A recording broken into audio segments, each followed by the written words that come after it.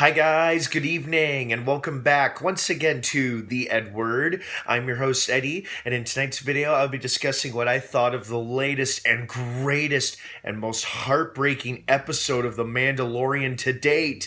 Now before I go on and begin, of course, please be warned this is a spoiler-filled, and I mean spoiler-filled episode review. I mean, my god, so much happened in this episode, and there's a lot to cover, so for God's sake, if you haven't seen this episode yet, do not keep watching or listening as I will be going into spoilers. That being said, let's jump right in. First and foremost, ow! Did they seriously kill off one of my favorite characters, Queel?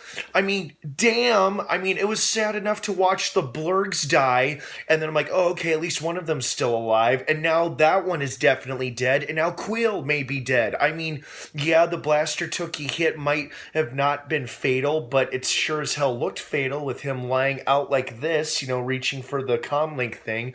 Damn, that hurt.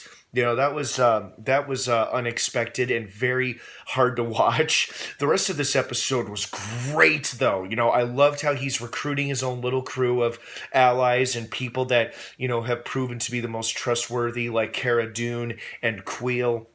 And now Grief is now more of an ally.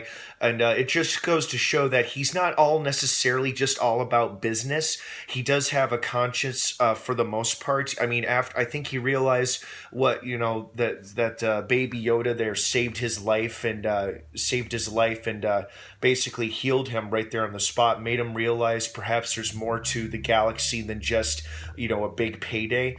And, he even betrayed on his own bounty hunters who were going to kill the Mandalorian and his allies. So, I think that showed some character growth on his part, and now he's become a part of the crew as well. And then, we had some, sadly, Werner Herzog was only in the show very briefly, but, I think we got an excellent performance from him as the client. I mean, he played a great, scary ex-Imperial officer, warlord, whatever you want to call him, but it seems like he was not the big boss behind this after all. It was actually Giancarlo Esposito's character. That's right, the Breaking Bad alum and then just overall awesome TV and movie actor Giancarlo Esposito. His character has finally been revealed, and I've been asking myself, when and where is he going to pop up? Because he looks like an Imperial officer, and sure enough, that's what he is, and he's got a damn small army of not only stormtroopers, but at least 2 scout troopers, the ones who took Baby Yoda from hopefully not a dead Quill,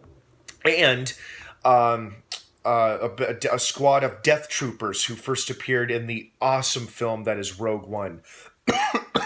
So that was awesome.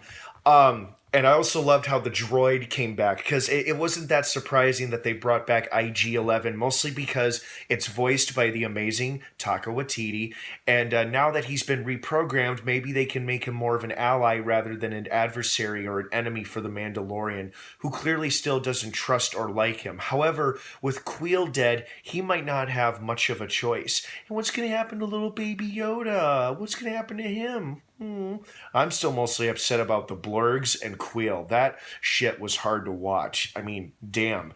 Besides, those characters all presumably dying, I loved the fact that all these awesome characters were all meeting each other for the first time. Like Carl Weathers' character, Grief, meeting Cara Dune and Queel for the first time. And then, of course, IG-11 being reprogrammed and now acting as more of a service droid than a bounty hunting droid. That was awesome. Just overall, so much happened in this episode, and it was really entertaining, really exciting stuff. Some double crossing, some unexpected deaths, and it's like, because at first I'm like, well, who the hell killed the client and his stormtroopers? Because it sure as hell wasn't the Mandalorian and his friends, because they were all still had their weapons holstered. And then we get outside, oh god, it's a bunch of death troopers. That's scary. And then just more stormtroopers show up, and now of course we have a brand new enemy who really, really wants Baby Yoda badly for one reason or another. But I feel like we're going to get our answers sooner rather than later, especially considering that next Friday is the season finale, guys, and we're probably going to have to wait about a year or so for season 2, which is definitely in production. No word on a release date yet, but it is happening, so at least there's that. But wow, what an episode. This was seriously, I think, my third or second favorite episode, next to episodes 2, which featured the Jawas, and then the last episode, which featured the prison breakout thing. But wow, what an episode. What a show. Thank you, Jon Favreau. Your writing is outstanding. Keep up the good work. So, what did you guys think of tonight's episode? Did you like it? Did you love it? Did you hate it? Do you think Queel is still alive? God, I certainly hope so. I am probably one of many people who is hoping that poor little guy is still alive. I did not like seeing the Blurgs die. You know, they were such cool creatures, and now they're all dead. But hopefully more creatures are on the horizon for this show in season 2. So, we can always hope. All right, guys, thanks again for watching. I hope you have a wonderful rest of your night. The Mandalorian Season 1 finale airs next Friday on Disney Plus on the 27th. Have a great night, guys. And of course, until next time, may the Force be with you.